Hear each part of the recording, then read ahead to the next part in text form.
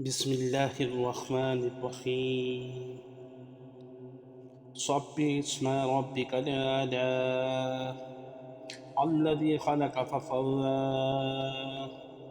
والذي قدر فهدى والذي أخرج المرعى فجعله غثاء أحواه سنقرئك فلا تنسى إلا ما شاء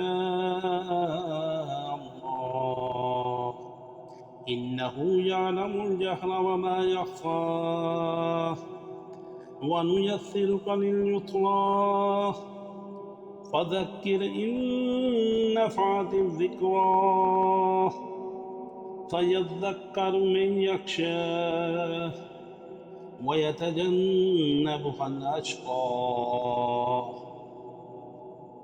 الذي يصلى النار الكبرى ثم لا يموت فيها ولا يحيا قد أفلح من تزكى وذكر اسم ربه فصلى بل تؤثرون الحياة الدنيا والآخرة خير وأبقى إن هذا لفي الصحف الأولى